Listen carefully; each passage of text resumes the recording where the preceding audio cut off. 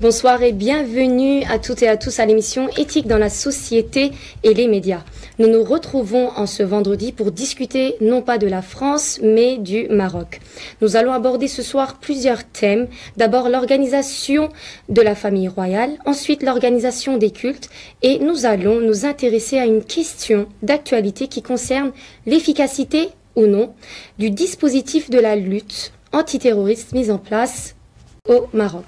J'ai l'honneur d'accueillir ce soir Monsieur Soufiane Spiti, ancien journaliste au journal Tel Quel au Maroc et actuellement journaliste freelance et étudiant en master islamologie à l'université de Strasbourg. Bienvenue Monsieur Spiti. Merci beaucoup. Monsieur Spiti a écrit de nombreux articles d'ailleurs sur les sujets que nous allons présenter ce soir. Il va nous apporter un regard sur l'actualité au Maroc. Pour commencer, essayons tout d'abord de comprendre les rapports entre la monarchie et les institutions qui coexistent sur le territoire marocain. Ma première question est donc quelle est la place et le rôle de la famille royale au Maroc? La parole est à vous, Monsieur Spiti. Tout d'abord, bonsoir. Merci pour l'invitation. Merci aussi pour le choix de ce sujet. Le Maroc, je pense que c'est un sujet assez important au vu de certains préjugés. Que nous, du côté du Maroc, il m'est déjà arrivé de lire dans la presse française que l'islamisme est au pouvoir au Maroc. Alors que c'est faux. Alors, dans ce qui va suivre, nous allons essayer en quelque sorte d'essayer d'écarter un peu le préjugé et de parler de ce qu'il y a exactement au Maroc. Pour revenir à ta question, les islamistes au pouvoir, c'est faux, dans la mesure où ce n'est pas l'islamisme, mais c'est plutôt la monarchie. D'accord. Et là, ça nous permettra de parler de la monarchie. Tout d'abord, ce qu'il faut savoir, c'est que le roi est en quelque sorte le commandeur des croyants, et en quelque sorte le calife. C'est un descendant du prophète, représentant du Dieu sur terre. Il a pour cela donc une certaine autorité religieuse. Et c'est pour ça qu'il est appelé Amir al-Mu'minin. Amir al-Mu'minin en arabe, exactement. Donc en fait, c'est à travers cette institution qui est l'institution du califat que le roi tire l'essentiel de son pouvoir. D'ailleurs, le rapport entre la commanderie des croyants et les Marocains est régi non pas par la Constitution, comme on peut le croire, mais par un contrat d'allégeance. D'ailleurs, pour cela, pour essayer d'illustrer mes propos, je n'ai qu'à citer le ministre des Affaires islamiques au Maroc, qui dit, je le cite, le contrat d'allégeance est supérieur en valeur juridique à la constitution marocaine. C'est-à-dire que vous avez d'un côté un État, avec ses institutions, avec ses lois, sa constitution, et d'un autre côté, au-dessus de l'État, vous avez la commanderie des croyants, qui est régie par un contrat d'allégeance, un acte religieux. Donc finalement, c'est un acte religieux, d'où le roi tire l'essentiel de son pouvoir.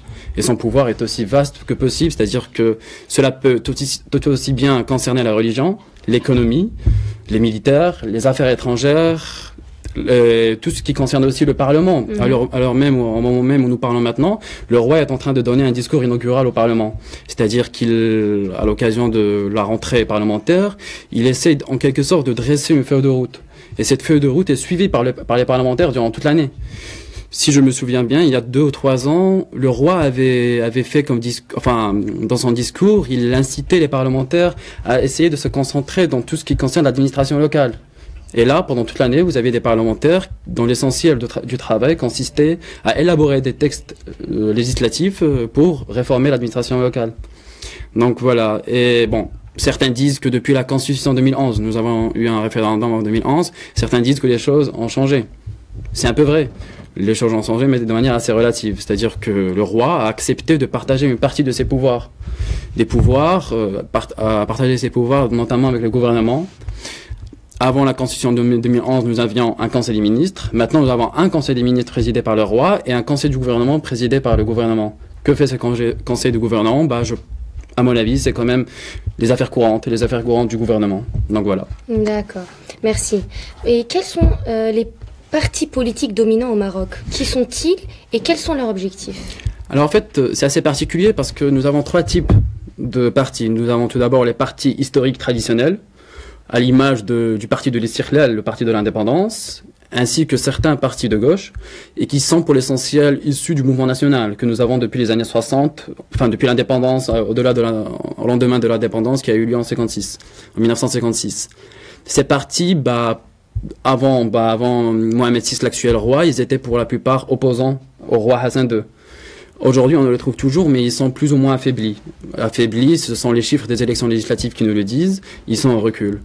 Le deuxième type de partis qu'on peut trouver, ce sont les partis dits d'administration. Ils ont été créés par le roi Hassan II durant son ère, et ces partis d'administration avaient pour principal objectif d'essayer de lutter contre les autres partis historiques. Ces partis d'administration, dites d'administration, sont toujours là. Ce sont pour l'essentiel des partis de notables, des partis plus ou moins proches de la monarchie. Et le troisième type, qui est un type assez récent et assez particulier, c'est le parti islamiste. Nous n'avons qu'un seul parti islamiste reconnu au Maroc, c'est le PJD, le parti de la justice et du développement, Hizb al-Adala wa Tanmiya. Et ce parti a une histoire assez particulière. Permettez-moi, je vais essayer de raconter un peu rapidement son histoire. Son histoire remonte aux années 60.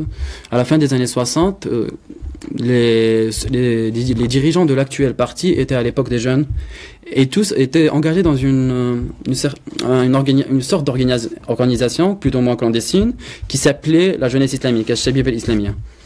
À leur tête, il y avait une personne du nom d'Abdelkarim Motaya, qui est toujours vivant d'ailleurs. Et en fait, l'essentiel des activités de cette organisation qui a été clandestine, étaient des activités violentes. C'est-à-dire que ils investissaient les lycées, les universités, pour essayer d'imposer en quelque sorte leur idéologie, un peu inspirée à l'époque de Frères musulmans de l'Égypte.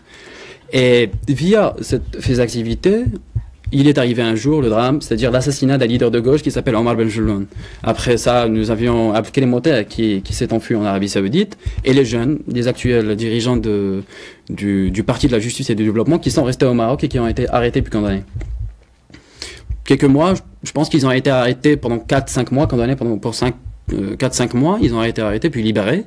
Et à leur libération, ces jeunes, dont je vais citer le nom, c'est Abdelillah Ben Kailan, l'actuel secrétaire général du parti, c'est Adel Atmani, l'actuel chef du gouvernement. Ces gens ont décidé de se remettre en question. C'est-à-dire qu'ils voulaient laisser de côté l'action violente qui ne menait à rien. Ils voulaient se remettre en question en commençant à négocier avec l'État. Les négociations ont commencé avec une lettre de Abdelillah Ben Kailan adressée au roi de l'époque, qui est Hassan II, où il lui demandait une certaine reconnaissance légale de leur association. Refus de la part du roi. Il aura fallu attendre 1996 pour que, en quelque sorte, le système monarchique, l'État, enfin les hautes personnalités, les hauts fonctionnaires de l'État acceptent cette intégration du parti de la justice et du développement au sein de l'échiquier politique. 96, reconnaissance du parti. Début des années 2000, l'entrée du parti au sein du Parlement, jusqu'en 2011 où ils dirigent leur premier gouvernement. D'accord. Et sinon, le parti PJD, vous disiez, était similaire au parti AKP de Turquie. Que pourriez-vous nous dire sur c'est assez intéressant, oui, c'est une question assez intéressante dans la mesure où, déjà, il y a plusieurs points de ressemblance. Ça commence avec la ressemblance la plus évidente, c'est le référentiel, ils ont tous les deux un référentiel islamiste, l'islam politique. Les membres du parti affichent clairement leur piété contrairement aux autres organisations politiques. Puis la deuxième ressemblance qui est aussi évidente, c'est le nom. Parti de la justice et du développement, en Turquie, le sigle ça correspond à l'AKP. Et en fait, concernant l'origine de ces ressemblances, nous avons malheureusement que la version marocaine. Nous ne savons pas ce que pense la formation turque de cette ressemblance, mais du côté des Marocains, nous avons Abdelillah Ben Kailan, le chef du parti, qui confie notamment à des journalistes de Jeune Afrique, qui a confié que c'était eux qui avaient proposé au parti de l'AKP, enfin les futurs partis de l'AKP, de choisir ce nom. D'ailleurs, 98, c'est en 98 que la formation turque avait contacté, c'est un membre du futur AKP qui avait contacté Abdelillah Ben Kailan, et que Abdelillah Ben Kailan lui a proposé ce nom. Il y a d'autres ressemblances aussi, comme un peu le discours. Il y a un discours réformateur, un modèle de réforme islamique, pour lequel la plupart des membres du PJD vouent une certaine admiration, c'est-à-dire qu'ils veulent, dans leur argumentaire, dans leur façon de parler, même au public, même aux médias, ils disent « Regardez en Turquie, ça s'est bien passé, ils dirigent, et voilà, ils réussissent.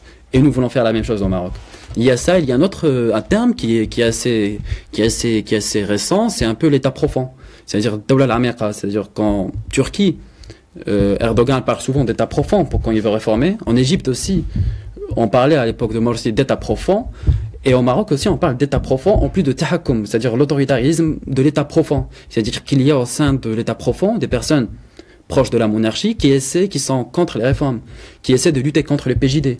Et voilà tout un argumentaire dont les PJDistes du Maroc essaient de copier de chez leurs homologues turcs. Je pense qu'il y a beaucoup de comparaisons à faire, mais des fois, elle a ses limites. C'est-à-dire que, qu'on le veut ou non, le modèle Erdogan est en train de réussir en quelque sorte, avec ses dérives comme toute formation politique. Mais du côté du Maroc, ils sont en perte de vitesse. C'est-à-dire que Erdogan peut exercer son pouvoir librement. Il n'a pas de véritable contre-pouvoir, contre-nature, on va dire. C'est-à-dire, il y a les contre-pouvoirs du Parlement, des médias, de la société civile, des militants. Mais au Maroc, il y a, on va dire, un contre-pouvoir, contre-nature. C'est-à-dire que nous avons certainement les médias, nous avons les militants, nous avons une société civile, un Parlement, mais nous avons aussi devant le PJD un autre contre-pouvoir qui veut aussi sa part du gâteau, qui ne veut des fois pas partager le pouvoir et qui est la monarchie. Donc voilà. D'accord, merci. Donc on va passer à l'état actuel, qui est quelle est la place des cultes à la lumière de la Constitution actuellement au Maroc?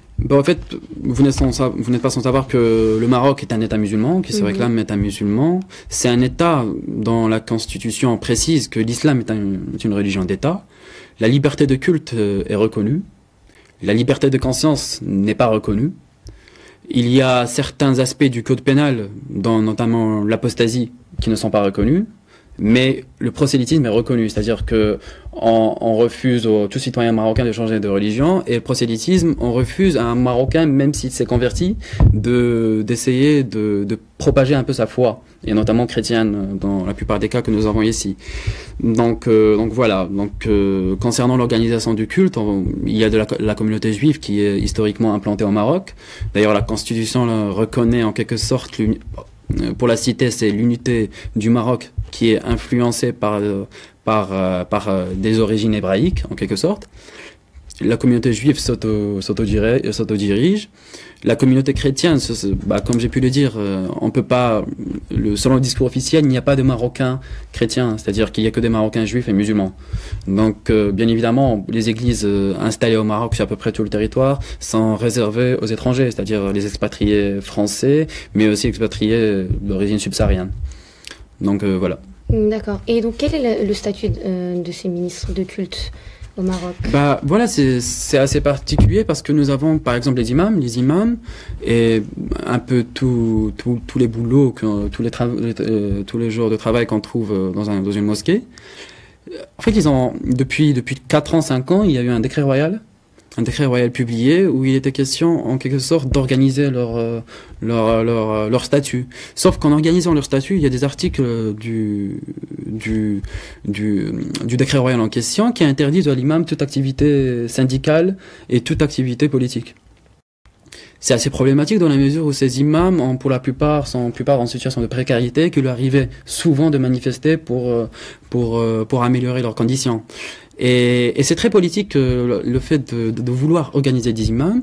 Pour cela, je vais citer une petite anecdote. C'était il y a 3 ans, 4 ans, à la publication du décret royal. En tant que journaliste, j'étais présent lors de la conférence de presse du ministère des Affaires islamiques. Et à un moment, je pose la question au ministre.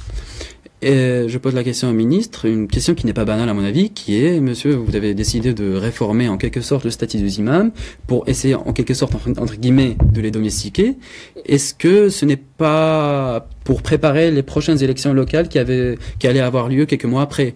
Et là, le ministre, et ça c'est un peu symbolique, ça symbolise un peu l'islam officiel de l'État au Maroc, il m'a regardé, il m'a dit...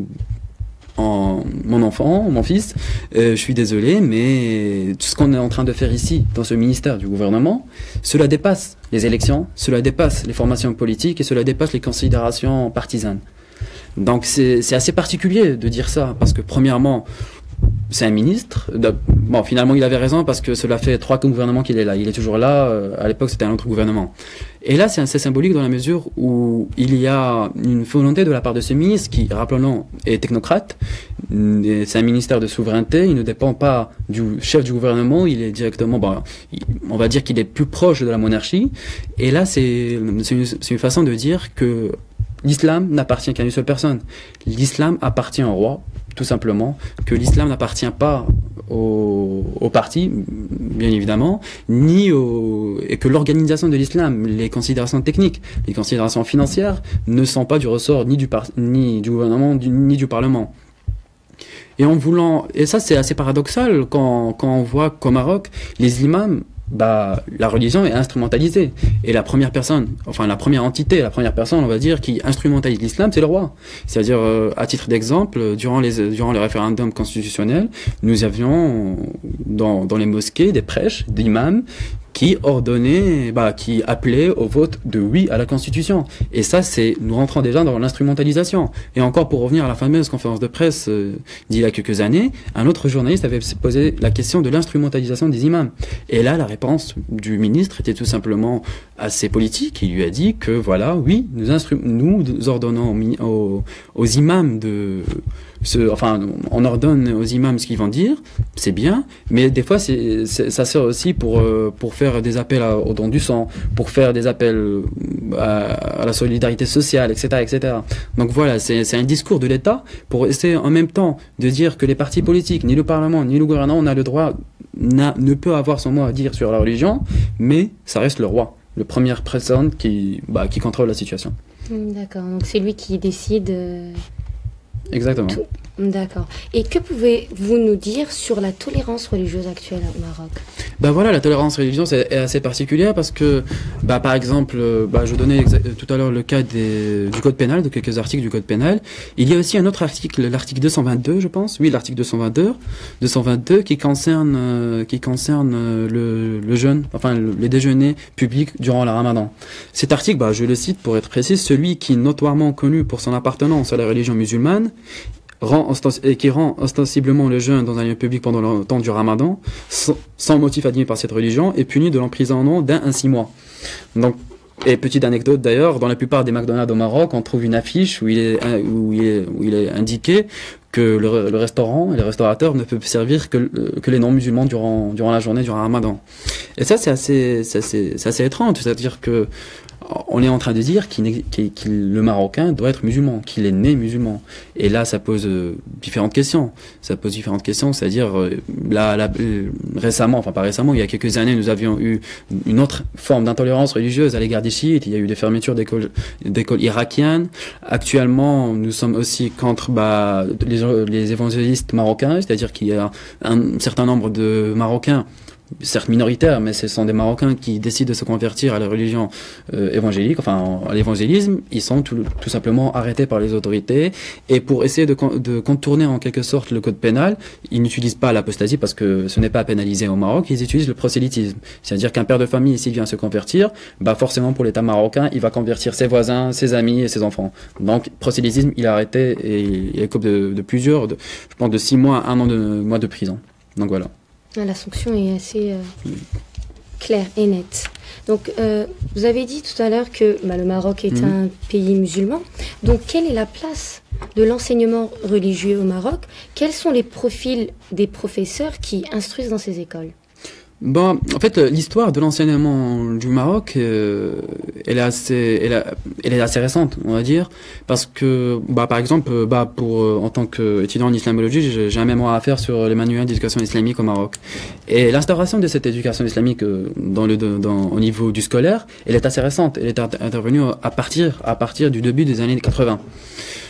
Et à l'époque, c'était instauré par le roi Hassan II et c'était purement politique. C'est-à-dire qu'à l'époque, nous avions des manifestations de lycéens, d'étudiants à l'université, et la plupart de ces lycéens étudiants à l'université étaient encadrés par des professeurs et des enseignants qui étaient de gauche, qui étaient marxistes, léninistes ou juste d'une gauche modérée. Et en fait, pour essayer en quelque sorte de gommer l'influence de ces enseignants, de ces universitaires, le roi a décidé d'instaurer le manuel d'éducation islamique. Il ne s'est pas arrêté là, il a encore supprimé toutes les filières de philosophie dans les universités, toutes les filières de sciences sociales, de sociologie également, en les remplaçant par des filières de charia, des filières tout simplement de droit islamique. Donc voilà. D'accord, je vous remercie. Donc, ma dernière question est évidemment un sujet particulièrement d'actualité. C'est comment le Maroc s'organise-t-il sur les dispositifs de lutte antiterroriste? Et si une comparaison était faite entre les pays du Maghreb, que diriez-vous? Je pense que le sujet est très important. Comme tout le monde le sait, malheureusement, aujourd'hui, le sujet est au centre de tous les débats. À cause d'organisations terroristes, criminelles, nous en sommes les différents États en sont à essayer de lutter le plus possible contre ce fléau. Et malheureusement aussi, le terrorisme commence à toucher, ce n'est plus juste un pays étranger, lointain, et ça commence à toucher une autre ville, par exemple ici même, en France, dans n'importe quelle ville. Et face à ça, la lutte antiterroriste au Maroc a été plus ou moins, on va dire, avec beaucoup de guillemets, efficace. Je vais m'expliquer parce que pour parler de la lutte antiterroriste au Maroc, je pense qu'il faut établir 3 axes. Il y a le premier axe, qui est un axe qui est assez ancré dans l'ADN même du pouvoir politique marocain. C'est-à-dire que les fichiers S, nous, on les a connus au Maroc à partir des années 60, à la fin des années 50, début des années 60, au lendemain de l'indépendance. Nous avions le roi Hassan II, après la mort de Mohamed, de son père, de Mohamed V, qui voulait, en quelque sorte, s'accaparer le pouvoir. Face à lui, il avait le mouvement national, des partis de gauche, des partis nationalistes, et pour, bien évidemment, en quelque sorte, se débarrasser d'eux, des fois de manière assez figurée, au sens figuré comme au sens propre, se débarrasser d'eux, il fallait les surveiller et les contrôler. Et pour cela, il fallait déployer tout un arsenal de services de renseignement.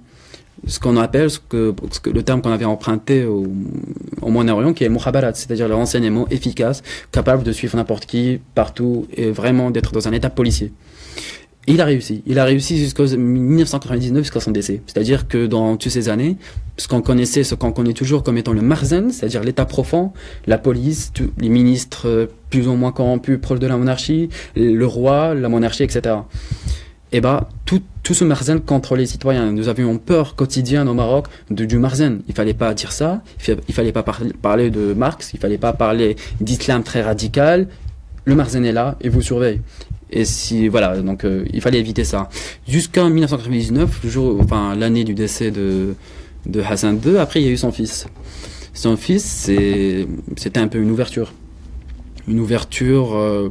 Beaucoup de personnes avaient des espoirs. Et ça, les espoirs, on pouvait un peu le sentir au début.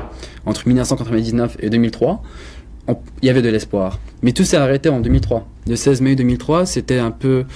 La date du 7 mai 2003 est un peu l'équivalent de notre Bataclan, de notre Charlie Hebdo. Nous avions des attentats au centre-ville de Casablanca, des kamikazes, des jeunes, ce sont des jeunes Marocains, même pas de l'étranger, n'ayant pas eu un passé djihadiste dans un autre pays, des jeunes issus de quartiers populaires qui ont décidé de s'exploser dans des restaurants avec des étrangers, comme dans des hôtels avec des Marocains, etc. Donc à partir de là, nous avions un changement de cap. C'est-à-dire que la monarchie ou le pouvoir s'est rendu compte que finalement, non, on va pas laisser liberté. Au lendemain des attentats, les quelques jours qui ont suivi, nous avions 3000 arrestations. 3000 personnes arrêtées, 3000 condamnées. Condamnées dans le cadre de la loi antiterroriste qui a été élaborée rapidement. Parmi ces personnes, il y avait des salafistes, des islamistes, des personnes très pieuses. Il y avait de tout. Et d'ailleurs, il aurait fallu attendre 10 ans après pour voir des personnes se libérer. C'est-à-dire que la plupart des personnes ont été arrêtées comme ça pour des trucs, pour des affaires assez banales et ont été condamnées pour 10 ans. Et d'ailleurs, c'est le post-2003, on va dire que c'est un peu l'ère post-2003 au Maroc. Même le PJD dont je parlais tout à l'heure, on a pâti. C'est-à-dire qu'à l'époque, comme j'ai pu le dire, il venait d'entrer en Parlement.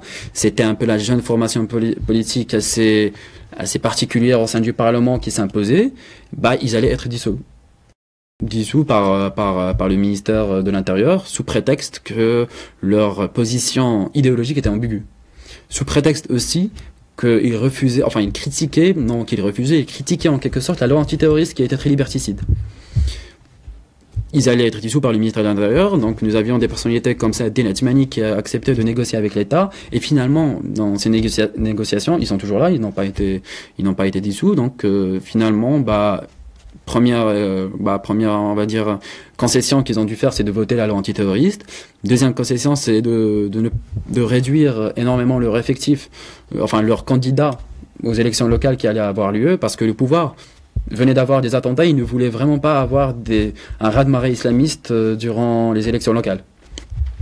Donc voilà, il y a eu un certain durcissement. Ce durcissement, je pense, à mon avis, qu'il est toujours en vigueur. C'est-à-dire que il y a une surveillance policière constante. La loi antiterroriste a été encore renforcée récemment. Ça, c'est le deuxième axe. Mais pour ce qui concerne le troisième axe, qui nous concerne plus, qui est un peu contemporain, c'est que nous assistons depuis quelques années, on va dire l'apparition de l'État islamique, à un certain changement de cap, c'est-à-dire une restructuration des services de renseignement. Nous avions à l'époque la DGSN et la DST, la DGSN, la Direction Générale de la Sûreté Nationale, la DST, la Direction de la Sécurité du Territoire, qui formaient en quelque sorte l'essentiel des services de renseignement. Actuellement, nous avons vu il y a 3 ans, 4 ans, je pense, la création du PSIG, le BCIG, qui est le cycle de Bureau Central des Investigations Judiciaires, qui est un peu ce que la presse a appelé l'FBI marocain. C'est-à-dire que c'est un FBI marocain qui a d'ailleurs les mêmes attributions que l'FBI aux États-Unis. Il s'occupe de tout ce qui est affaires terroristes, tout ce qui est trafic de drogue et grande criminalité. Ce PSIG, dirigé d'ailleurs par une personnalité assez médiatisée, qui parle souvent aux médias internationaux comme aux médias nationaux. Avec ce PSIG, nous avons eu aussi un renouvellement de la communication. Tout le monde parle. Tout le monde, les autorités, les sécuritaires parlent de ce qu'ils font. N'hésite pas à appeler les médias pour expliquer. N'hésite pas à appeler les médias pour corriger. Non, nous n'avons pas arrêté 20 personnes, nous avons arrêté 30, par exemple. Et je pense que c'est assez voulu par l'État, parce que avec ce renouvellement des services de renseignement, c'est la lutte antiterroriste qui est devenue un outil diplomatique. Pour parler de l'Algérie et de la Tunisie, eux aussi ont des services de renseignement plus ou moins efficaces. Surtout l'Algérie avec son passé de la décennie noire où il était question de combattre l'islamisme radical face au FIS, le Front islamique du salut. Mais ce qui un peu démarque le Maroc, c'est qu'il a déjà l'atout de la stabilité. Le roi est toujours là. C'est une personnalité rassurante qui est assez sympathique auprès des dirigeants internationaux. Et nous avons aussi l'outil diplomatique par excellence qui est la lutte antiterroriste. Pourquoi c'est un outil diplomatique? Parce que là, par exemple, en France, il y a plusieurs coopérations entre le Maroc et la France concernant les affaires de terrorisme. Et en quoi se démarque en quelque sorte cette lutte antiterroriste? Et pourquoi il faudrait nuancer le fait de dire si le Maroc est un modèle ou pas? Je vais citer 2 points. Le premier point, j'avais dit que le chef de ce FBI marocain, c'est quelqu'un de très médiatisé, qui parle souvent aux médias internationaux, comme médias français, belges, mais aussi marocains. Et en parlant à ces médias, il y a un mot qui ressort, une phrase qui ressort souvent, quand on lui demande quelle est la recette magique des services de renseignement marocains, il dit c'est l'élément humain. C'est-à-dire que nous comptons sur les gens pour nous informer. Et ça nous amène au deuxième point.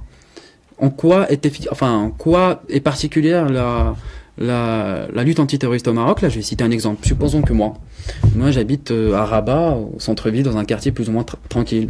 J'ai un train-train quotidien fait de boulot maison. Et entre le travail et la maison, je fréquente en quelque sorte un peu le voisinage quand je le vois. Je connais les petits commerces, les supermarchés, je leur parle. Supposons un jour que je décide d'accueillir, j'habite tout seul, supposons que je décide d'accueillir 4 ou 5 personnes. Ces 4 ou 5 personnes, je les invite chez moi, et je les héberge pendant 1 mois, 2 mois. Ils doivent être là pendant 1 mois, 2 mois, pour un semestre de cours, ou pour un travail une petite mission particulière qui va durer quelques mois. Donc, en les hébergeant chez moi, déjà, ils ont un contact avec l'extérieur dans la mesure où ils doivent forcément acheter du pain, ils doivent forcément acheter quelque chose, parler aux voisins, mettre de la musique et croiser le voisin en journée, etc. Et là, supposons aussi que j'ai une certaine idéologie ou des idées un peu radicales, un peu islamistes, je me fais remarquer auprès des autorités. Là, au Maroc, ce qui se passerait, ce serait l'arrestation immédiate de ces personnes. C'est un peu en quelque sorte la lutte préventive. On va les arrêter, on va voir qu'ils ont fait. Ou ce qu'ils veulent faire. Cette démarche, cette approche pourrait paraître assez scandaleuse. Il y a clairement un manque de respect aux libertés de la personne et des personnes. Mais si on avait fait ça en France, à Paris, nous aurions évité les attentats dans la mesure où nous avions un des terroristes qui avait accueilli chez lui beaucoup de personnes. C'est bien, c'est efficace. Mais la question aussi qu'on devrait poser, plusieurs Français prennent pour exemple le modèle marocain de lutte antiterroriste. La question qu'on voudrait poser, est-ce que ces Français sont prêts à accepter ça ou pas? Les Français, notamment ceux qui d'origine musulmane, qui sont là musulmans et français en même temps, qui ont le droit de vote, devraient se poser ces questions par rapport au modèle marocain, s'il est prêt à être importé au Maroc comme le veulent certains autres sécuritaires français. Donc voilà. Merci beaucoup. Je vous remercie déjà d'avoir accepté notre invitation et je vous souhaite courage et réussite dans votre cursus universitaire et vous remercie, vous chers téléspectateurs, d'avoir accordé du temps à côté de nous. Et sur ce, je vous donne donc rendez-vous à la semaine prochaine, vendredi à 20h, en espérant vous retrouver. Que la paix soit sur vous.